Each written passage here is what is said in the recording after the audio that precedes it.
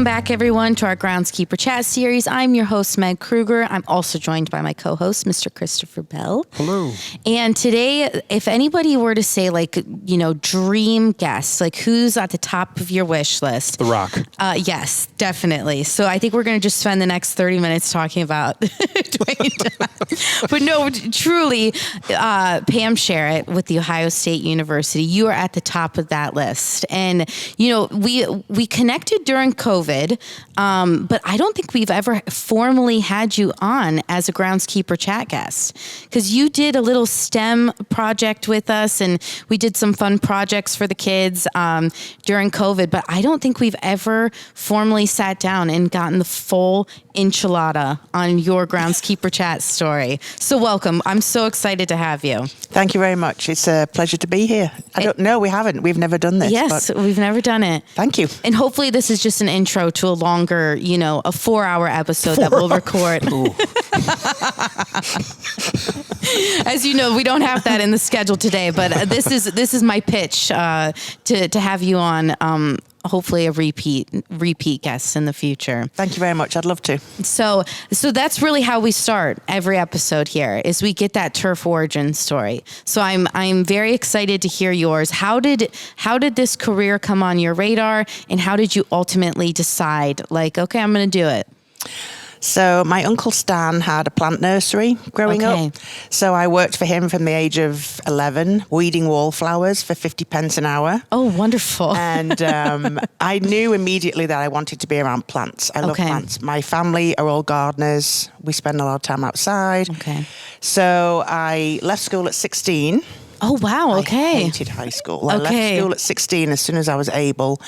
And I got an apprenticeship at a plant nursery. Okay. And I went to college one day a week on a day release, they called it. And I was on the government had this scheme back in the 80s called the Youth Training Scheme. Mm-hmm. And you basically worked 32 hours a week and you got paid £25 a week. Oh, and then one day for the 8 hours, you went to college. Okay. So we actually termed it the Youth Torture Scheme. Yeah. Because a lot of employees took advantage. So I was at this plant nursery and I was unloading pallets of fertilizer on my own, doing all the heavy lifting.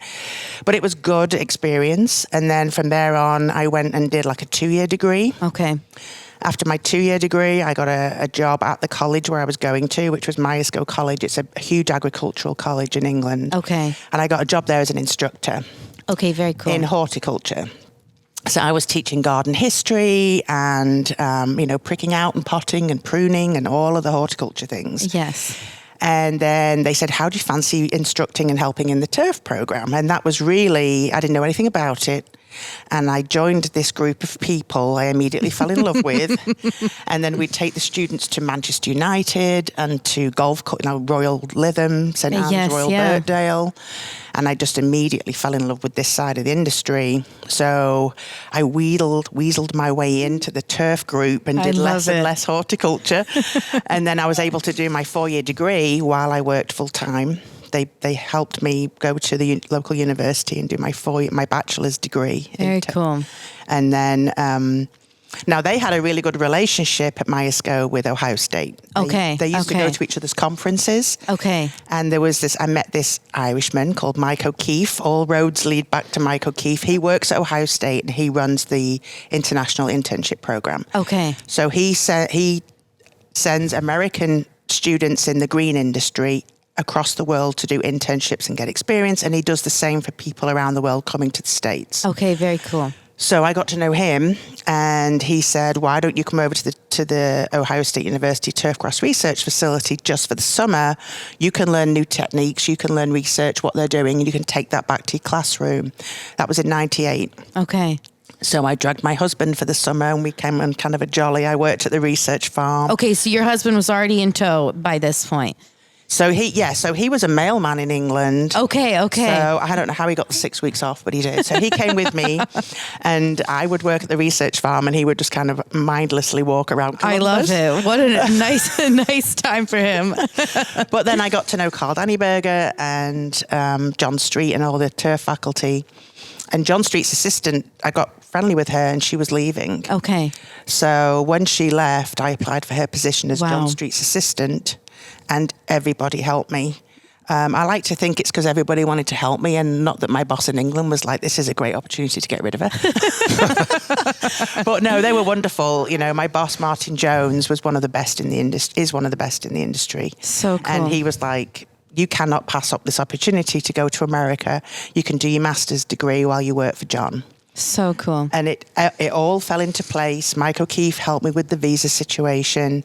John, bless him, John Street didn't know anything about immigration, but he's like, if somebody helps me do all the paperwork. Yeah. So Jill Taylor was in charge of the farm at the time, and she navigated that. John taught me how to drive on the other side of the road and helped me get my American license. He used to tell people about me driving through Upper Arlington, like racing through stop signs and things like that. I love it. I love it. So they gave me furniture. They set us up with an apartment. The kindness, it was amazing.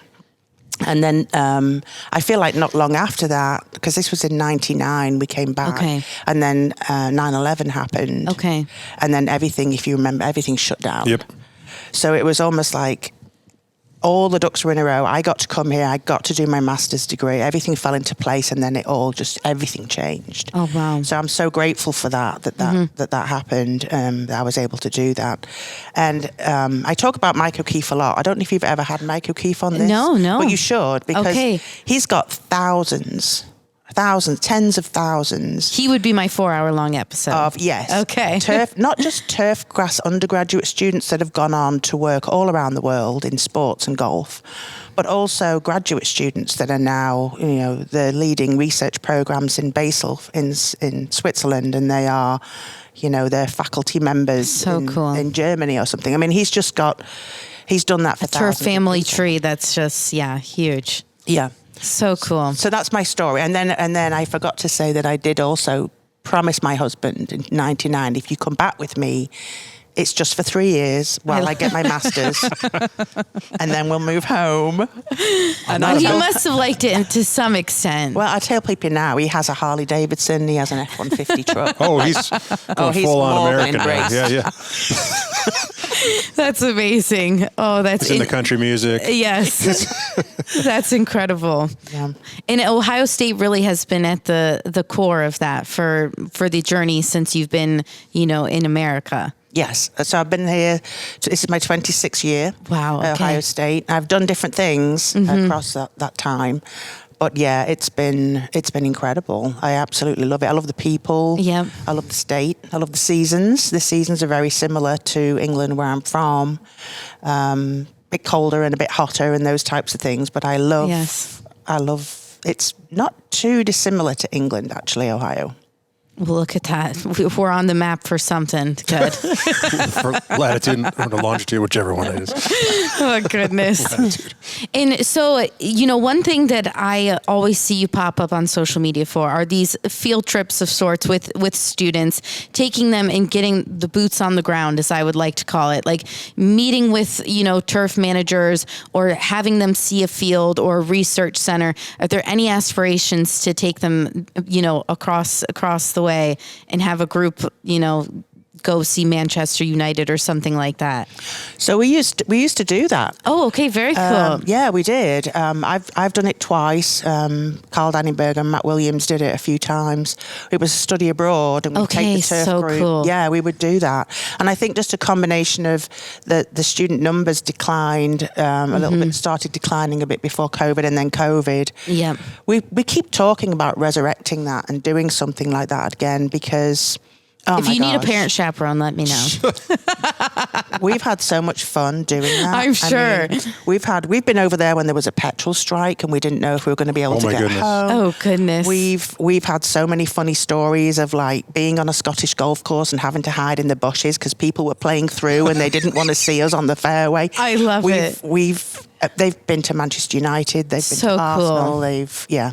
Well, I will tell you, traveling with Meg Kruger comes with its own set of challenges, but mostly adventures. So if you want more good stories, like I said, I will petition to be a parent chaperone for those it always study gets abroad. Weird when you travel with Meg. Something weird happens. Weird happens. I think we need to have a conversation about resurrecting this. Pioneer funded. That would be even better. I know. Yeah. Oh, that's wonderful. So when you look back at, like you said, you've had worn many different hats at Ohio State. But when you look back, what's the thing that really stands out for you? What do you think you really found a home in this industry, or at Ohio State, or just in Turfgrass? Where did you really feel most at home? Was it with the people? Was it with the research? What was it that really has kept you all this time? Definitely the people for me. I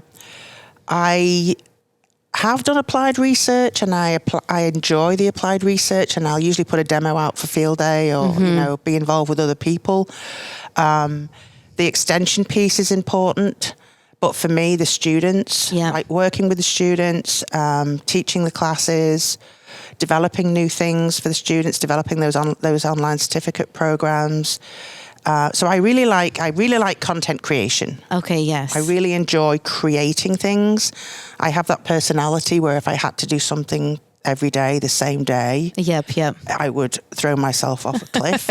Yes. I have to be creating something new, something different all the time. Yeah. And I really enjoy people. So those are my two strengths, is people and creativity.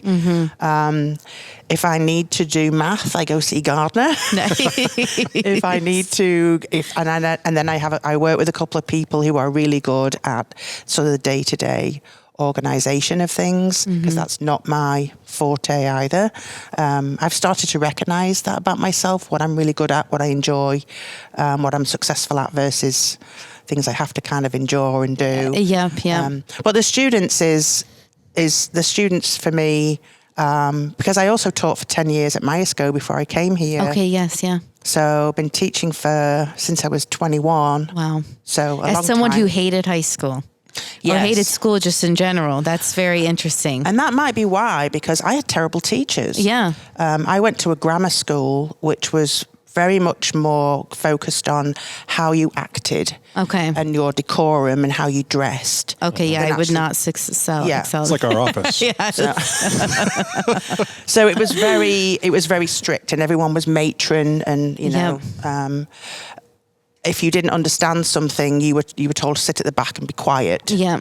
Rather than actually somebody explaining something to you. And so I've never really liked that style of teaching where if you're not intelligent enough to know it, then just be quiet. Yeah. I'm a visual learner. I like to be shown and see something and make it real. Yes, definitely. And I've tried to do that with the students, and I try and do that outside of work with my kids and with scouts and everything else, is to try and make it fun. Yeah. Visual.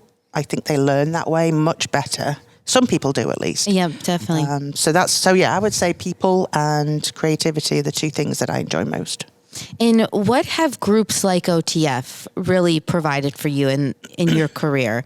Looking back, again, it goes hand in hand with the people and that network. How has it helped you in those pivotal points, or when there's been a fork in the road, having, the network of a group like OTF? So they've been absolutely central to everything since I came here in 99. Okay, yeah. When I came here in 99, they immediately got me. I was writing for their newsletter. Very cool. They gave me money. They would give me money each year for my extension program. Very cool. They've always given students scholarships. They've given millions over the years in scholarships. The board has either been the alumni or people very strongly tied to us as a group. We've always had a great relationship with them. I don't know if you know the history, but they built our education and research facility. Oh, very cool. So they raised the money, OTF raised the money. Wow, okay. And built the Turfgrass Research and Education facility on campus. Okay, very cool. The millions of dollars in scholarships, supporting my program. I don't know if recently, and I know you've got Dr. Carr as well that you'll be talking to. Yes. They created an endowment so that we can give two $10,000 scholarships to turf students. Very cool. Each year. And I was thinking about this when I was driving in this morning. There's so much that they've done. Dr. Shetler is our entomologist. He's here because OTF went to the college and said, we'll pay for a part of his salary, but the industry needs a turfgrass entomologist in Ohio, and they made that happen. So cool. So they have that leverage to go to the college and tell the college what the industry needs, and they've been able to get faculty and staff employed within our group because of that. I love it. Yeah, I know. They've been tremendous. That's just the tip of the iceberg, really, of everything that they've done. If I need even just something as small as I'm going to do a field day demo, I'm going to need 2 bags of seed starter fertilizer. I can call somebody on the board and they're like, yep, swing by and I'll give it to you. Like, there's just been that easy relationship over the years where they support. I don't think they've ever said no to anything we've asked for. They might have said, we need to talk about it. Yeah. But we're incredibly lucky to have that relationship with OTF.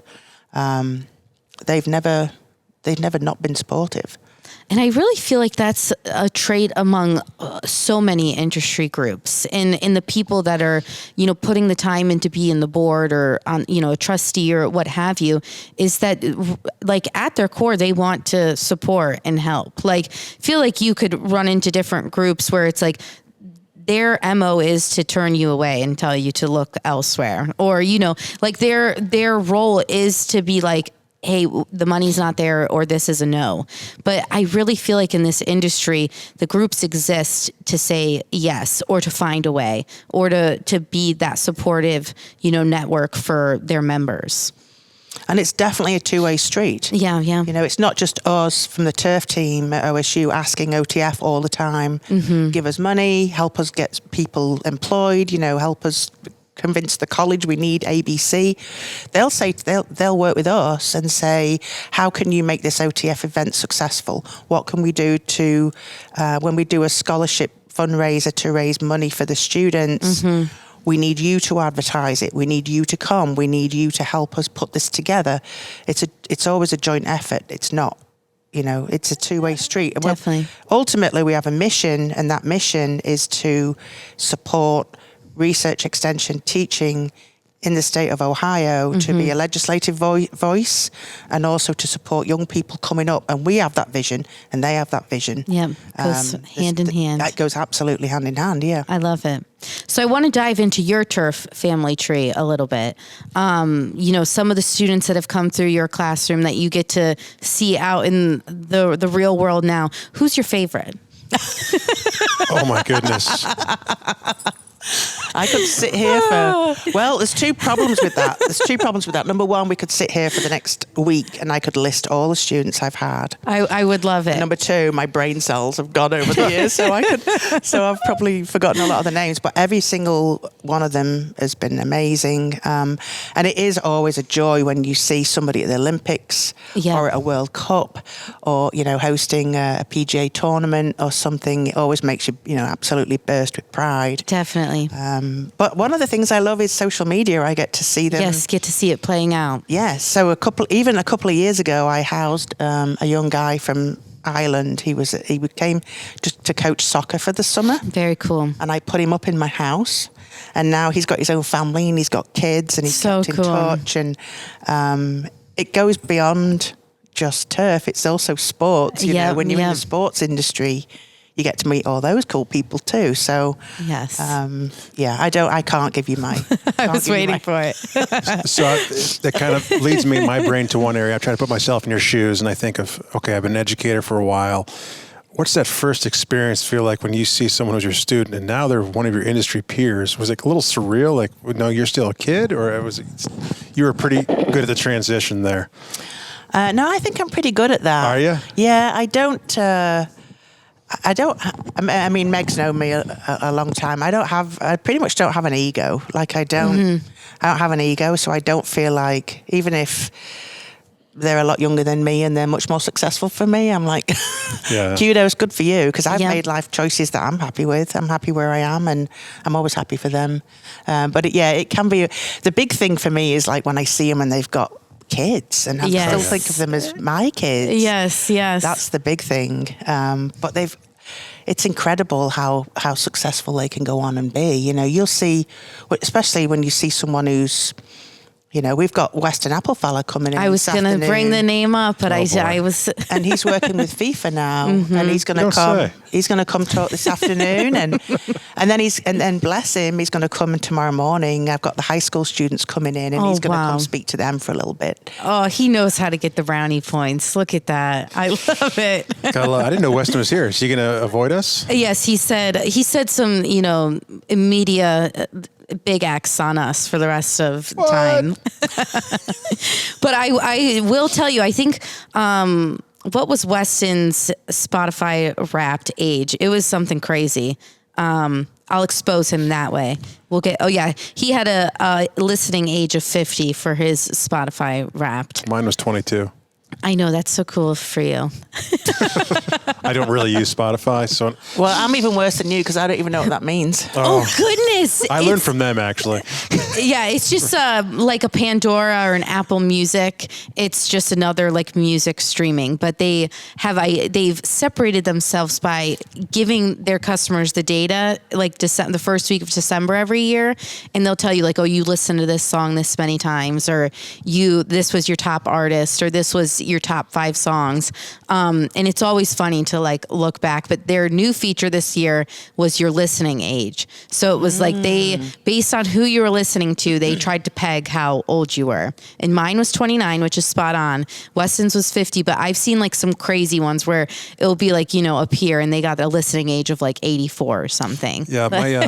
I used it once this year at a party to play a playlist, so it said I was 22. But my daughter was 44, so I was proud. I figured I was doing something right. Yes, true. So if I listen to like Kendrick Lamar and Dolly Parton, where does that put me? Yes, so you would be like, and that's what's really cool because it will put you in all these different groups and give you like a name of sorts and be like, oh, you're like a groovy trendsetter or something, whatever. I get really excited about it. It's the dumbest thing. It is silly. But people like Weston come to mind. And like you said, was Tyler ever a student of yours, Dr. Carr? No. Okay. No, he was not. Because he came after the fact, or like he didn't get his bachelor's at Ohio State, correct? No, he's Arkansas, Tennessee. Okay, that's what I thought I remembered. Yeah. Yes. Okay. Yeah, but like Amy Wilbur, if you know Yes, Amy, she's Ohio State. Incredibly proud of her. Amanda Falk, over in Nebraska. Okay, very cool. Rob Goldenbieski. We got all kinds of Doug Karcher, our chair, our department chair. Very Dr. cool. Doug Karcher, he came through the program. Well, and Weston always jokes that Ben Jackson wasn't necessarily the best student, but to have him, Sure, was he ever a student in your class? Yeah. Well, okay. Ben was my student, but I never saw him. Okay, that's what I may have been Skipping alluding class. to. And now my son works for him, so he's. I was going to say how cool of a full circle moment for you to he's have one your of the son. best. Ben is absolutely one of the best. I love him It's to so bits. sweet. Mm-hmm. And I was telling you a little bit before we started pressing record, you've always been, not only a pillar in the industry that I look to that has had this wonderful career, but also a mom who has accomplished, having 2 wonderful sons. And, like you said, Jack is now in the industry. How did you manage it all? How did you run the Boy Scouts of America essentially? And also, have all these students come through your classroom and give them the time and care that they all required as well? I really enjoy it. Yeah. I like to be outside doing gardening stuff and bird watching, and I like outdoorsy hiking stuff. So Boy Scouts for me was always just something I enjoyed and was doing anyway. Mm-hmm. When I had my 2 boys, my husband was a Boy Scout in England. Okay. So when my oldest was 5 or 6, he said he wanted to join him up. Okay. And I actually said no. Oh, really? Because they were not fully inclusive at that time. Yeah, no, definitely. So I said, no, absolutely not. We can go hiking and camping and do all our outdoorsy stuff, but we're not joining an organization that's not inclusive. Yeah. And literally the year after I said that, they opened up. They were inclusive. So Okay. we joined him up, and that was 12 years ago. And then I got voluntold. You know how it is when you go to a meeting? Yes. I went to a meeting and one of the leaders came over and she said, I'm an advancement chair and I've been told that you're taking over. Here's the paperwork. Good luck. Oh, my Oh, goodness. goodness. Yes. That's weird. Usually happens when you don't go to the meeting. So I was voluntold and I stepped up and I did that. And then I did some training and then I ended up being the trainer and getting involved in training other leaders. And I was assistant club master. Then I was, oh my word, I'm on the committee now. I've been was committee chair. Like I've done all kinds of roles.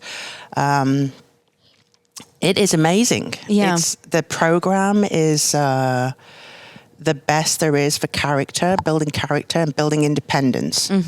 And accountability. Definitely. So I think I told you earlier that my kid went to DC on a week trip, and I didn't even pack his bag. My I didn't even husband look in still his bag. can't do that. Oh, boy. They can. True. It's true. I still fully back for him. Yeah, no, it teaches them not just how to tie knots and light a fire, but it teaches them if you want to go backpacking for a week, what do you pack and how do you feed yourself? How do you cook outside?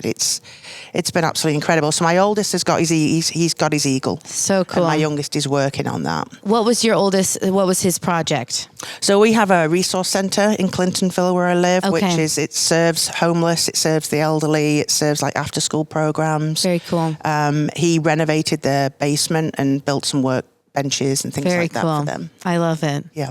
Yeah, I'm very enthusiastic about it. I just have to translate this enthusiasm to my son, who I need to get involved because I want to be you one day. At the Cub Scout level, it needs to be fun. Yes, It has to be fun. Yes. Like, you can't sit the kindergartner down and lecture them. No, and they're trying to do they'll have them in a room like this and want them to sit at the table and do crafts. And I'm like, no, we need to play dodgeball or Light stuff on fire. It's always good. And I will say our particular chapter or whatever, they do camping trips twice a month. So that will be the big thing. As soon as he can do that and go out and have that kind of fun, I think he'll be sold. Yeah. I'm not signing up for any winter camping trips anytime soon, but maybe it comes springtime, we'll be on board. It'll happen. Someone's going to come up to you and say, could you help us with this one thing? It's just 1 hour a month. Yes. And before you know, it's taken over your whole life. Oh, So I believe it. Just be ready. I'm ready. I'm here, folks. My number is no. I can see you in that tan uniform. I'm I telling know. you. I'm so eager. I really am. I think it would be fun because, like I said, the soccer mom thing didn't really pan out for me. So this is my next thing on the vision board. So we'll see. But bringing it back to Pam, what are some things that you're looking forward to with OTF? Going through this transition, bringing on an executive director. What are you looking forward to? The future of OTF and where you hope it can grow and move the needle forward, I guess. It has been amazing. I never fail to be shocked how much can get done by one or two really good, enthusiastic people. Yeah. I think sometimes we don't do things because we think it's too big of a mountain, especially when it comes to change. We've had management companies. I got here in 99 and OTF has had management companies since way before I arrived. Okay. So the norm was for our board and for us as a turf team to have that management company support where they did all the bureaucracy, they did the conference, they did the membership. Yeah. And it was kind of scary thinking of taking that on. And so that's something that it's been talked about for many years and it happened. Well, they made it happen. I love it.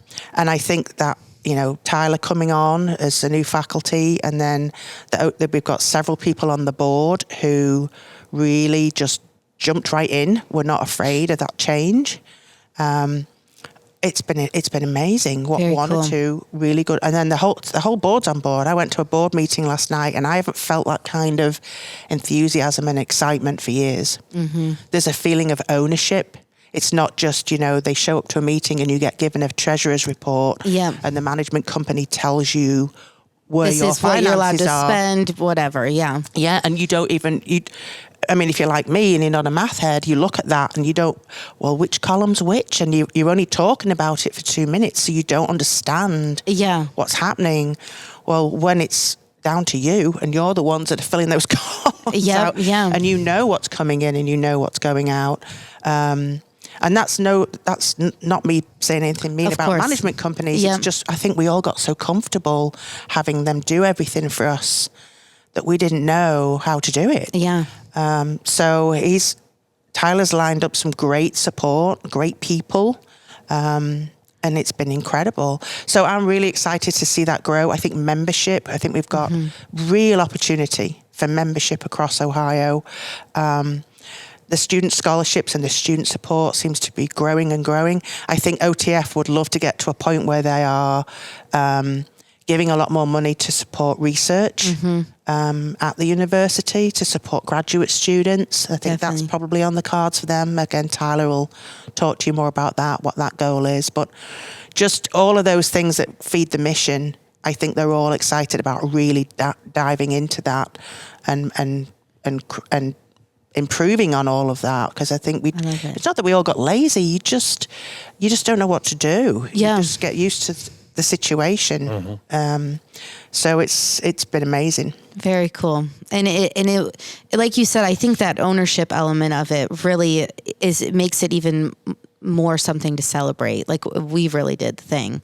And now we get to go forward and reap the benefits of all that hard work. Yeah, so like yesterday, I would have come yesterday and just said hi to the people on the registration desk, and off I went. Well, yesterday, I volunteered to be behind the registration desk. Yeah. I loved it. Got to speak to people coming up and getting their badges and, going around and giving people hugs and I love it. Catching up with people. And you said it exactly right. When you have a sense of ownership, it means something. Yeah. And you all feel like it's going to benefit us all to keep this momentum going. So I'm super excited. Very cool. And as conference season, is in full steam ahead now, I'm sure you'll be in Fort Worth this year. Yes, I will. Okay. I'm going to be on a panel again. Oh, wonderful. Okay. So I just got back from the Rocky Mountain. Yes, I saw that. Yes. Conference. How did that go? Caught up with Son and Christy, Yes. two of my favorite people. Truly. No better duo. So I just wish I could be like Son's assistant. I know. I just want to go. She's working at the new national women's soccer team called the Denver Summit. It's a brand new team. Oh, nice. They're building it from the ground up. Stadium team, everything. Oh, wow. I'm so jealous. I want to go work with them. I've been asking people, like, when did you know? Because I'm trying to gauge, like, my friendship with Son. So when did you know? I asked, so this is context. I, went to Weston to brag that I knew at a certain point. And he was like, yeah, I wrote the recommendation letter. And I was I have no clue what we're talking about. well, here. Son got a new job. She's now. Oh, okay. When did Yes, okay. yes. All right, so I don't mean to burst your bubble, but I also wrote a recommendation. No, Pam, this is terrible. This is terrible for me. I knew the first week of October. So I think I knew like before the final call. So before the offer was made. I knew December 10th, 2025. So I have to tell you, though, that when I developed my online certificate programs in sports turf management, Son was one of the first to take it. Oh, really? So okay. I've known Son about 20 years. So cool. I mean, yeah, she's the best. You two, in my mind, are, in a category all of your own. Just elite professionals, but also just on a personal level. You really are the best. Pam, she says that to a lot of people. I do not. She does, yeah. I do not. I know she does. I can see that about her. Yeah. He's the worst. I don't know why. The worst. But that is very exciting, and just to see, the women in turf team, all that she has put into that group, and then for them to be able to celebrate her as well has been a full circle moment for sure. Yeah, it's fantastic. That women in turf movement's really. It's been amazing when you think, it's exciting, a few people making a huge difference. I think that's a lesson for all of us. You don't think you can make a difference on a small level, but you can. Definitely, yeah. Just a few of you can make a big difference. No, and it is hard, especially when if you receive pushback at any point, it's hard not to assume that, this is what everyone is thinking about us, or this is what everyone is, thinking about what I'm trying to do. When you get pushback if it's just one person, it's hard not to be like, this is the sum of what the thoughts are. But yeah, how do you move past those and keep at it? And I think sometimes, so I know that this has been a trend for all the universities across the United States. We've lost turfgrass science students, right? Mm-hmm. So we got to a point with us where I think when I came, we had 106 in the program. Okay. Right? We got down to 2. Oh my goodness. So it was a perfect storm of, we changed the name of our major, we didn't have a marketing person, we lost faculty, and then COVID hit, and it's all been just, perfect storm of disaster, really. And then we had Doug Karcher come on board, who is our department chair. He's a turf guy. Okay. The industry, OTF and the industry, they lobbied to get faculty position. Tyler Carr came on, and we're now up to 20 majors. Oh, wow. Okay, good. So we've got 20 in the 4-year program. Yeah. We've got 35 or so in the 2-year program. I can only see it growing and getting better. But we had kind of I remember talking with my colleague and him saying, I feel like I'm on the Titanic. Yeah. And you just feel so down. And like you say, it would be easy to just kind of give up. Yeah, definitely. And then look what can happen if you just, you get an influx of new people with a bit of courage. Yeah. New ideas. Yeah. And the support for people like OTF, and look what happened. We're up to 20 now. Definitely. When we were talking about that with Ryan, I'm going to say it wrong, Mark Graff. Did I say that properly? Yeah. Like that, when, for someone like Ohio State or your boss, or even someone like his boss, it would be a lot easier for them to be like, no, I want you focused on what I've got here for you. Like, you can't be going and spending time with these industry groups or, these side gigs per se, but that fresh perspective or that fresh network that you bring to the table because you're involved in groups like that can really revitalize the whole thing. It can change the whole landscape. There's nothing worse than not getting out there. Yeah, yeah. There's just nothing worse. I went to Rocky Mountain Regional Turf Conference and spoke to people out there. I learned just as much from them as I hope they did from my sessions. I've got ideas so I came home with ideas for applied research project at Field Day. I met a couple of speakers that I think did a fabulous job that I'm going to get on this program next year because they're doing new things, very cool, which I was very excited about. I got to meet a young guy who wants to start his master's degree in turf. So cool. And even though he's at Colorado State University over there with Dr. Alison O'Connor, I'm going to introduce him to our faculty and they can maybe serve on his committee and start those connections. Very cool. So that's just from one trip. Yeah, yeah. If you never leave your office, how are you growing? Yeah. Mm-hmm. And that will be the tagline of the episode. That, and also just, a plea, like that's why I can't be. Are you trying to get out of the office? Yeah, I can't be. So when I get asked to speak somewhere, I always say yes, and then I might regret it, and I'm like, I wish I hadn't said that. Yeah, yes. But I know as soon as I get there, I'm going to have the time. I have the same exact. I often say yes, and then the night before, I'm like, why? Oh my gosh, the amount of things you have to have in place for the kids, and the transportation, and all the hoops that someone has to jump through to be you for a day, but then once I'm there, I'm like, oh yeah, this was worth it for sure. And I think it's good for your kids too. Yeah. It's good to see you out there. Having a career, being successful, doing your thing. I just had, when you said, when you're like, it's so good for your kids to see you out there, the thing that crossed my mind was like, I was like, I'm going to wait till we stop recording to say it. Oh boy. So on that note, we do have to cut you loose because, as you know, you've got a day here that you're going to have. But thank you for sitting down with us. And if anyone wants to know what crossed my mind, you'll have to DM me for the joke. It's okay. Well, in that uncomfortable moment, thank you for joining us. It was an absolute pleasure. Thank you very much. And I will be going to Fort Worth, so we'll... Oh, good. And we will see you there. Yeah. Hopefully we can get you to come back. I'd love to. Good. Look at that. I didn't butcher it too badly yet. Thank you so much for having me. I enjoyed it. Thank you. Thank you, Pam.